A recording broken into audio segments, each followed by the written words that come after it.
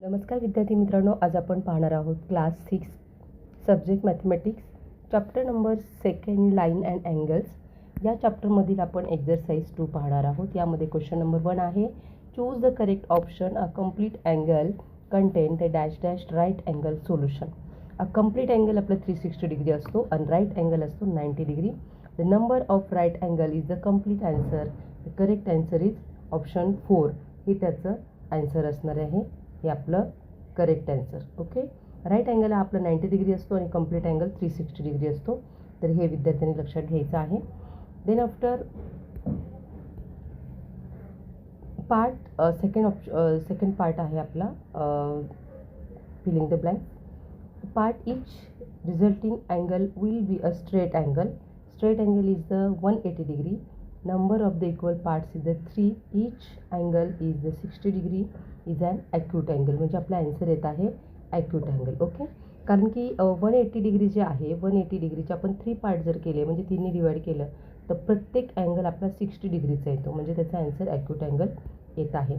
The starting point of the rays O P and the rays, बाजूला figure तुम्ही तुमच्या टेक्स्टबुकमध्ये पाहू शकता। O Q is the starting point of the both rays O P and Q R is the common point. Answer तुमचा आहे 0 degree. Common point 0 असणार आहे। The starting point of the rays Q P is the 0। इथे तुम्ही answer लिहिलं 0 तरीही चालेल। Okay, आणि सेकंड आहे, the starting point of the O Q is the rays start from the first name point in the O Q and the point O. म्हणजे हा तुमचा आन्सर आहे ओ। ठीक आहे, तोच प्रश्न रिपीट झालेला आहे। देन फिफ्थ आहे, is the infinite on the both side a line extend endlessly in both direction. दोन्ही डायरेक्शनला जर असेल तर त्याला काय म्हणतो आपण, ते line. Okay, match the pairs. Match the पेअरमध्ये तुम्ही त्यांच्या टेक्स्टबुकमध्ये पहा, ग्रुप ए आणि ग्रुप बी असं वेगळ्या पद्धतीने तुम्हाला दिलं असेल। ग्रुप ए आणि ग्रुप बी। ओके, इथे ग्रुप बी असेल, इथे तुमचा पहिला सेकंड थर्ड अशा पद्धतीने, आणि इथे तुमचा आन्सर असेल याच्यासमोर। तर या ठिकाणी फर्स्टचं आहे 90 डिग्रीचं ॲब्स्ट्यूस अँगल 91 आहे, कारण above greater than the 90 degree. 90 डिग्रीपेक्षा थोडासा मोठा आहे 91 डिग्री, बरोबर, म्हणून त्याला आपण ॲब्स्ट्यूस अँगल असं म्हटलं आहे। 180 इज द स्ट्रेट अँगल, हे बरोबर आहे, कारण 180 डिग्रीला स्ट्रेट अँगल बोलतो। 360 डिग्रीला कंप्लीट अँगल, 215 म्हणजे रिफ्लेक्स अँगल असं बोलतो। Angle is greater than 180 degree these and less than the 360 degree, त्याला आपण रिफ्लेक्स अँगल असं म्हणतो। 90 डिग्री अँगल त्याला आपण राईट अँगल असं म्हणतो। Okay, then right the answer of by looking at the figure. Right the name of the rays is figure. कोणकोणते rays आहेत तुम्ही पहा फिगरमध्ये, तुमच्या बाजूला फिगर आहे टेक्स्टबुकमध्ये, ती फिगर पहा। Rays E P, rays E Q, ray E B, ray E C, ray E F अशा पद्धतीने नावं लिहिली असतात। इथे टोटल आपण लाईनमध्ये दिलेली आहेत, परंतु अशा पद्धतीने लिहिली तर तुमची उत्तम असतात। Next, on which the line point E is the located line P Q.